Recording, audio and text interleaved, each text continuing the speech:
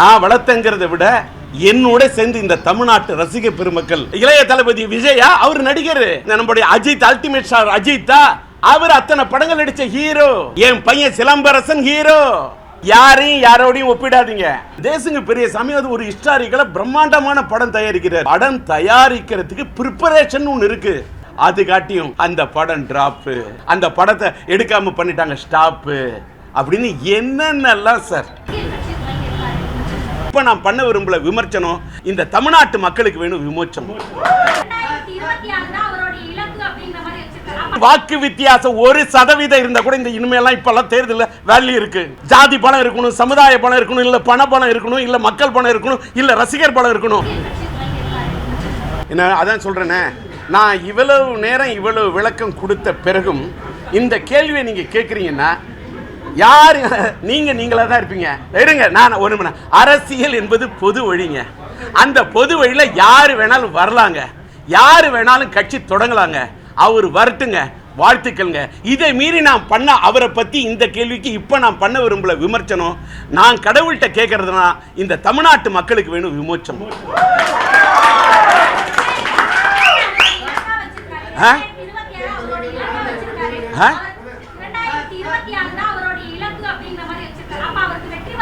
நான் இருக்கக்கூடிய இடம் 1000 விளக்கு. நான் தானத்தை பண்ணி கொடுத்துட்டேன் அத்தனை விளக்கம். அந்த விளக்கத்துக்கு அவருக்கு ஒரு இலக்கு, எனக்கு ஒரு இலக்கு என்ன. அதனால இதை பத்தி இன்னொன்னுங்க, அவருக்கு நான் ஒன்னு போன தேர்தலில் நீங்க கேட்டதுனால சொல்றேன். போன சட்டமன்ற தேர்தலையே மறைந்து விட்ட, அதாவது முன்னாள் முதலமைச்சர் நம்முடைய கலைஞர் அவர்களுக்கு உடைய திராவிட முன்னேற்ற கழகத்தோட ஒரு இதுக்காக ஒன்று சொல்றேன். கலைஞர் திமுகவுக்கு திரும்பவும் என்னை கூப்பிட்டு சேர்க்க ட்ரை பண்ணார்ல. யாரையாவது கூப்பிட்டுருக்காரா? புரட்சி தலைவர் எம்ஜிஆரே திமுக விட்டு போன பிறகு திரும்ப கூப்பிட்டுருக்காரா? ஆனா என்ன கலைஞர் கூப்பிட்டார்ல. என் பிரச்சாரத்துக்குன்னு ஒரு வேல்யூ இருக்குன்னு கலைஞர் நினைச்சார். சார், எல்லாருக்கும் எல்லாருடைய வேல்யூ தெரியாதுங்க. எல்லாருக்கும் எல்லாரோட வேல்யூம் தெரியாது. இப்ப சிலம்பரசனுடைய வேல்யூ உலகநாயகன் கமலுக்கு ஒரு சின்ன ஒரு குழந்தை நட்சத்திரமா வந்ததுனால தானே இன்னொரு குழந்தை நட்சத்திரமா உருவான சிலம்பரசனோட வேல்யூ தெரியுது. வாங்க, என் வேல்யூ கலைஞருக்கு தெரிஞ்சதுங்க. என் வேல்யூ மறைந்து விட்ட அந்த புரட்சி தலைவர் இந்த அம்மாவுக்கு தெரிஞ்சதுங்க. முன்னாள் முதலமைச்சராக இருந்த ஓபிஎஸ் கடந்த சட்டமன்ற தேர்தலுக்கு முன்னாடி என்னை கூப்பிட்டாரு. தேர்தல் களத்துக்கு வாங்கன்னாரு, கூட்டணிக்கு வாங்கன்னாரு. ஒரு பூங்கத்து கொடுத்தேன். அதிமுகவோட இரட்டை இலை சின்னத்தில் நிக்க சொன்னாங்க. ஒரே ஒரு டயலாக் சொன்னேன். திராவிட முன்னேற்ற கழகத்தின் கொள்கை பரப்பு செயலாளர் இருந்தேன்னா நான் எப்படிங்க ஒரு இரட்டை இலை சின்னத்தில் நிக்க முடியும்? நான் விரும்பலன்னு அன்னைக்கு சொன்னேன். என்னுடைய லட்சியம் கொள்கைக்காக வாங்கணும், எனக்கு ஒரு இலக்கு இருக்குல்ல.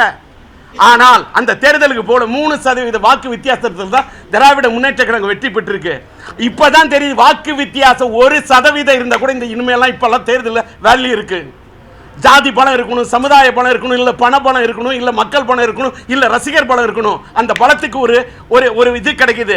ஆக இந்த சட்டமன்ற தேர்தலுக்கு கூட என்ன பண்ணணுங்கிறத விரைவிலேயே அந்த எனக்கு என்ன இலக்குங்கிறத அப்புறம் சொல்றேன். இப்ப நான் இன்னைக்கு என் பையனோட பிறந்த நாள், அன்னதானம் கொடுக்கிறேன். இதோட நிறுத்திக்கிறேன்.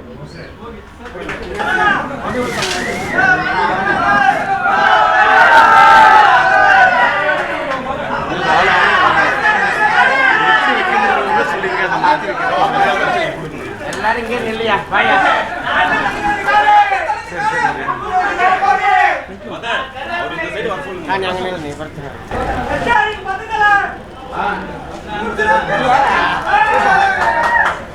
சிம்பு நடிச்சது 10 தலை, இன்னைக்கு பிறந்த நாளைக்கு நீ வச்சிருக்க வெத்தலை. அது இன்னும் கொஞ்சம் பத்தலை.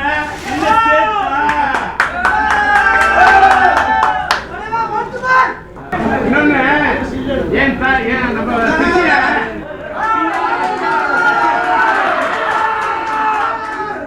அவன் கூல் சுரேஷ தவிர ஃபுல் சுரேஷ் இல்ல.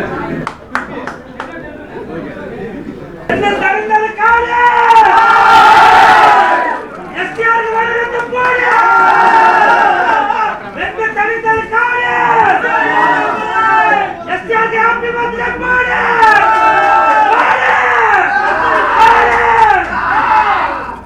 வணக்கம். என்னுடைய மகன் சிலம்பரசன் டிஆர் எஸ்டிஆருடைய பிறந்த நாள் இந்த பிப்ரவரி 3. இந்த அவருடைய பிறந்த நாளில் இன்றைக்கி நான் வந்து ஒரு இந்த இந்தி பிரச்சார சபா தெருவுக்கு இதில் தான் நான் வந்து என்னோடய வீடு, என்னோடய ஆஃபீஸு. நான் 1984 கிட்டத்தட்ட 83 இந்த வீட்டில் இருந்திருக்கேன். 84 எனக்கு ஒரு பெரிய வரலாறு உண்டு. என்னுடைய மகன் பிறந்து இன்னைக்கு 2024 இந்த வீட்டில் என் பையன் ஒவ்வொரு ஸ்டேஜில் அப்படியே கை குழந்தையிலேருந்து உறவை காத்தகிலியில் நான் தூக்கி ஒப்பமவனே ஒப்பமவனே அப்படிங்கிற பாட்டை பாடக்கூடிய அந்த படத்தில் அந்த கை குழந்தையாக இருக்கக்குள்ள ஒரு 6 மாத குழந்தை அப்படி கை குழந்தையை தூக்கி பாட்டு பாடுறேன். அந்த படத்தில் ஆரம்பித்து ஒரு உறவை காத்தகிளி, மைதிலி என்னை காதலி, ஒரு தாயின் சபதம், என் தங்கை கல்யாணி, சம்சார சங்கீதம், சாந்தியனது சாந்தி, சபாஷ் பாபு, ஒரு வசந்த கீதம், எங்கள் வீட்டு வேலன், பெற்றெடுத்த பிள்ளை, தாய் தங்கை பாசம், மோனிஷா என் மோனலிசா, சொன்னால் தான் காதலா, காதல் அழிவதில்லை படத்தில் கதாநாயகனை அறிமுகப்படுத்தி அவனை பல ஸ்டேஜில் நான் வளர்த்தேன். நான் வளர்த்தங்கிறத விட என்னோட சேர்ந்து இந்த தமிழ்நாட்டு ரசிக பெருமக்கள் என்னை ரசித்ததை போல இந்த தமிழ்நாட்டு ரசிக பெருமக்களும், தமிழ்நாட்டு மக்கள் மட்டுமல்ல தென்னகத்து மக்கள், அது கர்நாடகானாலும் சரி, ஆந்திரானாலும் சரி, கேரளானாலும் சரி, தென்னகத்து மக்களும் இந்திய அளவில் கூட அந்த பையனுக்கு ஒரு சின்ன ஒரு லிட்டில் சூப்பர் ஸ்டாராக அவனை வளர்த்தப்ப அவனை வந்து ரசித்து ரசிக பெருமக்கள் பல ஸ்டேஜில் வளர்ந்து வந்திருக்காங்க. அவன் காதல் எழுவதில்லை படத்தில் கதாநாயகன் அறிமுகமானாலும் தம் படத்தை ரிலீஸ் பண்ணுறதா இருக்கட்டும், சரவணா படத்தை ரிலீஸ் பண்ணுறதா இருக்கட்டும், மன்மதன், வல்லவன், சரவணா, ஒஸ்தி, வானம், எப்படி வானம் எல்லாத்த மேட வாழு படத்தை தமிழ்நாடு முழுவதும் ரிலீஸ் பண்ணுறதுக்கு அந்த படமே வராதுங்க கூடிய ஒரு ஸ்டேஜ், அந்த படத்தை வரவிடக்கூடாதுங்கிற ஒரு ஸ்டேஜ், அவ்வளவு கஷ்டம் நஷ்டம் எல்லாத்தையும் தாங்கி ஒஸ்தி ரிலீஸ் பண்ணதாக இருக்கட்டும், வாழு ரிலீஸ் பண்ணி, வாளுக்கு பிறகு சிலம்புக்கு படமே இல்லைன்னு சொல்லுவோம், எதிர் நம்மாளுன்னு ஒரு படத்தை எடுத்து ரிலீஸ் பண்ணி எல்லாத்துக்கும் மேலே மாநாடு ரிலீஸ் அன்னைக்கு ராத்திரி உலக வரலாற்றிலே ஒரு யாருமே படத்தோட தயாரிப்பாளரை இந்த படம் ரிலீஸ் ஆகாது நைட்டு அப்படின்னு சொல்கிறாங்க. ரைட்டு வந்து ட்விட் பண்ணிட்டாங்க படம் ரிலீஸ் ஆகாதுன்னு. யாருக்கு எந்த ஒரு நடிகனுக்கும் இப்படி ஒரு நிலைமை வரக்கூடாது, அப்படி ஒரு தடை. ஆனால் இந்த படம் ரிலீஸ் ஆகுமா ரிலீஸ் ஆகாதுன்னு ஒரு கேள்விக்குறி. ஆனால் விடிய கிளம்புற ஒரு கிடைச்சது ஒரு விட, கடவுள் நானும் என் மனைவியும் சென்று அந்த படம் ரிலீஸ் ஆகிறதுக்காக அன்னைக்கு நான் போடுறேன் ஒரு கையெழுத்து, அத்தனை கோடிக்கு நான் கையெழுத்து போடுறேன், என் மனைவி போடுங்க, என் பையனுக்காக நானும் என் மனைவி எனக்கு அன்னைக்கு எடுத்த முடிவு. அந்த படம் மாநாடு ரிலீஸ் ஆகி, மாநாடு வெந்து தண்ணிதது காடு, இன்னைக்கு 10 தலை. இன்னைக்கு பார்த்தீங்கன்னா இன்னைக்கு அவரோட பிறந்த நாள். இந்த பிறந்த நாளை முன்னிட்டு சூப்பர் ஆக்டர் உலக நாயகன் அண்ணன் கமலஹாசன் வழங்கும் ராஜ்கமலுடைய அந்த படத்துடைய அந்த ஃபர்ஸ்ட் லுக் அந்த போஸ்ட் வெளியிடுறாங்க. அதில் வந்து என் பையன் வந்து ஒரு டூயல் ரோல் நடிக்கிற தேசங்கு பெரியசாமி டைரக்ட் பண்ணுறாரு. நம்முடைய கமலஹாசன் ஐயாவும் மகேந்திரனும் தயாரிக்க அந்த பிரம்மாண்டமான தயாரிப்பு. அந்த படத்துக்கு அந்த தேசங்கு பெரியசாமி அது ஒரு ஹிஸ்டாரிக்கலாக பிரம்மாண்டமான படம் தயாரிக்கிறாரு. அந்த படம் தயாரிக்கிறதுக்கு ப்ரிப்பரேஷன் ஒன்று இருக்குது. இது இன்னைக்கு இந்த ஒரு அன்னதான வீடாவே இங்கே கொடுக்கணும், 1000 பேருக்கு அன்னதானம் கொடுக்கணும். இந்த ஆட்டோ ஸ்டாண்டில் தான் இந்த நிகழ்ச்சி நடக்க, ஒரு அன்னதானம் கொடுக்குற நிகழ்ச்சி அந்த ஆட்டோ ஸ்டாண்டில் இருக்கக்கூடிய அவர்களுக்கெல்லாம் அவங்களோட சீரோடு கொடுக்கணும், அதை அவங்களுக்கு தயார் பண்ணி கொடுக்கணும். இதுக்கு ஒரு ப்ரிப்பரேஷன் ஒன்று இருக்குது. இந்த நிகழ்ச்சிக்கு ப்ரெஸ்ஸை இன்னைக்கு மீட் பண்ணணும் அப்படின்னா நான் என்னுடைய பிஆர்ஓ சதீஷ்ட சொல்லணும், ராமஜெயம் இது பண்ணணும், எங்களுடைய குரல் டிவி நம்மளுடைய மோகன்லேருந்து நின்று உங்களையெல்லாம் அரேஞ்ச் பண்ணால் மட்டும்தான் இந்த ப்ரிப்பரேஷன். அதே மாதிரி அந்த படத்தை தயாரிக்கிறதுக்கு ப்ரிப்பரேஷன் அவ்வளோ பண்ணுறாங்க. அது காட்டியும் அந்த படம் ட்ராப்பு, அந்த படத்தை எடுக்காமல் பண்ணிட்டாங்க ஸ்டாப்பு அப்படின்னு என்னென்னலாம் சார். அதாவது என்ன சொல்கிறேன், யாருக்கு அவ்வளவு கஷ்டம், அவ்வளவு எரிச்சல், எவ்வளவு வேணாலும் யாரு வேணாலும் படலாம் எரிச்சல், மனுஷன் போடணும் எதிர்நீச்சல், எதிரி போடுவான் கூச்சல், அதை மீறி வாழ்க்கையில் போடணும் எதிர்நீச்சல். இப்படி வாழ்ந்தவன் தான் டிஆர். அந்த டிஆர் பெற்ற புள்ள தான் எஸ்டிஆர். நான் வந்து 1980 ஒருதலை ராகத்தில் உதயமானவன். நான் உதயமான படம் ஒருதலை ராகம், அது ஒரு தலை. இன்னைக்கு என் பையன் நடித்த படம் 10 தலை. அந்த 10 தலை நடித்து இன்னைக்கு என்னோட பையனோட இந்த பிறந்த நாள் இந்த ஸ்டேஜ் வரைக்கும் என் வாழ்க்கையை ஓட்டி பார்க்குறேங்க. என்னோட ரெக்கார்டு எனக்குன்னு ஒரு சின்ன ரெக்கார்டு, நான் பெரிய ஆளு கிடையாது. ஆனா நான் அத்தனை படங்கள் எடுத்து அத்தனை படத்துக்கு மியூசிக் பண்ணி கஷ்டப்பட்டு, நான் இன்னும் ஒரு பெரிய ஜமீன்தார் பரம்பரையிலேருந்து வந்தவங்க கிடையாது, கஷ்டப்பட்டு முன்னேறி இருக்கேன். இது என்னோட ரெக்கார்டு. இன்னொன்று அடிப்படையில் நான் இன்னைக்கு கொடுக்குறேன்னா இன்னைக்கு கொடுக்கல, நான் என் படம் இறைவன் கொடுத்தான், நான் கொடுத்துக்கிட்டே இருந்தேன். இறைவன் கொடுத்தான்.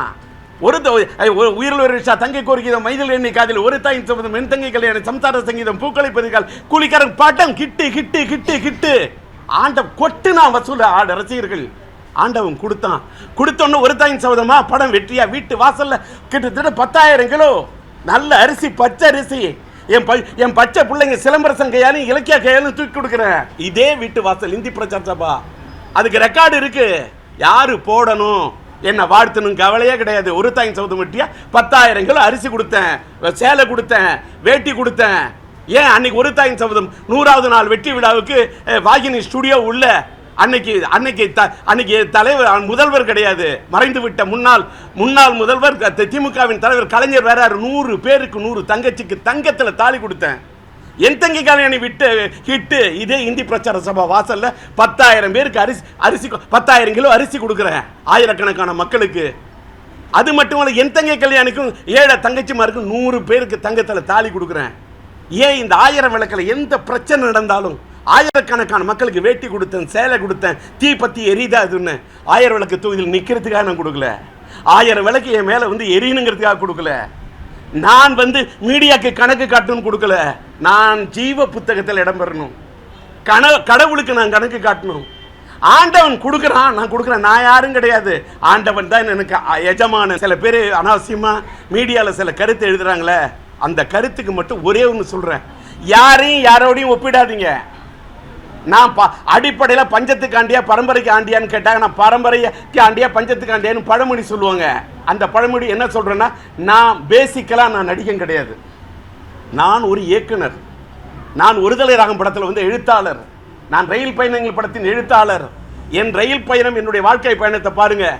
நான் எப்படி இது பண்ண, நான் பாட்டு பாடி தான் சார் படிப்படியாக உயர்ந்திருக்கேன், நான் இசையமைத்து தான் சார் இந்த நிலைக்கு வந்திருக்கிறேன், நான் படம் எடுத்து தான் சார் பணங்காசு சேர்த்திருக்கேன், நான் சினிமா எடுத்து தான் சார் செல்வம் சேர்த்திருக்கேன்.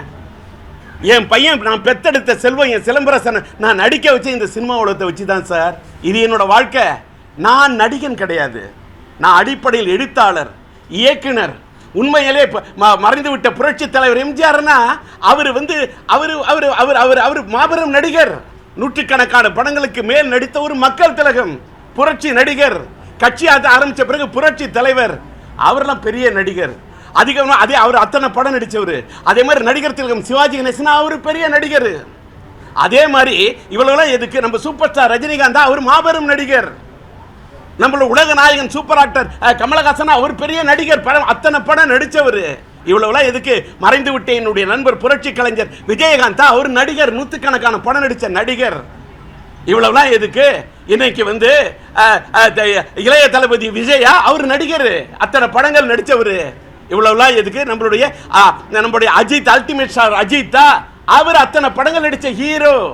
இவ்வளவுலாம் ஏன், என் பையன் சிலம்பரசன் ஹீரோ, அத்தனை படம் நடிச்சிருக்காரு, என் படத்தில் மட்டும் இல்ல வெளிப்படத்தில் நடிச்சிருக்காரு. இன்னைக்கு அவருக்கு இருக்குது ஒரு வரலாறு. ஆனால் நான் நடிகன் கிடையாது, நான் எழுத்தாளர், நான் இயக்குனர். கலைஞர் மாதிரி என்னுடைய தலைவர், என்னுடைய குருநாதர் கலைஞர் மாதிரி பேரறிஞர், இன்னைக்கு அண்ணாவுடைய நினைவு நாள், பேரறிஞர் அண்ணா காஞ்சி தலைவன், அந்த கண்டி தமிழ் மகன் பேரறிஞர் அண்ணாவுடைய நினைவு நாள். இந்த நினைவு நாளில் தான் என் பையன் பிறந்தான், அவனோட பிறந்த நாள் என்னமோ ஒரு இது. அப்படி இருக்கக்கூடிய அந்த அண்ணாவை மாறி தலைவர் கலைஞரை மாறி நல்ல தமிழில் பேசணும், தமிழில் எழுதணும், ஒரு துண்டுச்சீட்டு கூட இல்லாமல் ஞாபக சக்தியோட பேசணும். இதை அப்படின்றதுக்கு எனக்குன்னு ஒரு ரெக்கார்டை கிரியேட் பண்ணிட்டு அத்தனை என் படத்துக்கு ஒரு ரெக்கார்டுங்க. என் படத்துக்கு நான் இசையமைச்சேன்னா நான் தாங்க பாட்டு எழுதியிருக்கேன், யாரும் எழுதுனது இல்லைங்க. இது தலைக்கணம் இல்லைங்க, ஒரு இலக்கணம். இன்னைக்கு சொல்கிறேன், கோடம்பாக்கத்தில் கொடி கட்டி பறந்தார் எம்ஜிஆர், புரட்சி தலைவர், புரட்சி நடிகரா. அதே மாதிரி கோட்டையில் கொடி கட்டி பிறந்தார் புரட்சி தலைவரா. அவரு காலத்தில் யாராவது எதிர்கட்சியில் இருந்த கலைஞர் பக்கம் வந்த எறும்பு வருமா சார்? அன்னைக்கு அரசியலுக்கு வர முடியுமா சார்? 28 வயசு முடிச்ச ஒரு பையன் 28 வயசுல 1984 ஏப்ரல் மாசம் 13ஆம் தேதி திமுகவில் கொடுக்கிற என்ட்ரி கொடுத்தோன்னா மயிலாடுதுறை அண்ணா நகர் இடைத்தேர்தல் 4 தஞ்சாவூர் உப்பிலியாபுரம் 2 தொகுதியில திமுக ஜெயிச்சது சார். ஜெயித்ததுல நானும் ஒரு காரணம் இல்ல, ஒளி பிடிக்க மைக்கு பிடிச்சு பேசியிருக்கேன்ல, ரெக்கார்டு இருக்குல்ல.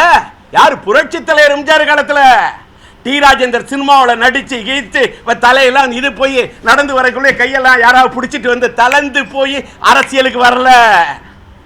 28 வயசுல வந்திருக்கேன்ல. இன்னைக்கு பேசுறேன்னா என்னோட பையனோட பிறந்த நாளத்தோட விஷயம் இருக்கு. 1984 புரட்சி தலைவர் எம்ஜிஆரோட கோட்டையில் இருந்தப்ப அரசியலுக்கு வந்தேன். ஏன் இவ்வளவுலாம்?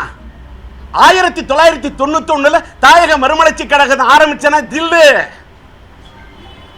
பழனி பாராளுமன்ற இடைத்தேர்தலில் போய் நிக்கிறேன். என் மனைவி உஷா ராஜேந்தர் குதிரை சின்னத்தில் 40,000 ஓட்டுங்க, 10% மேல வாக்கு. அந்த 10% வாக்கெல்லாம் வச்சுட்டு நான் பிலிம் காட்டல.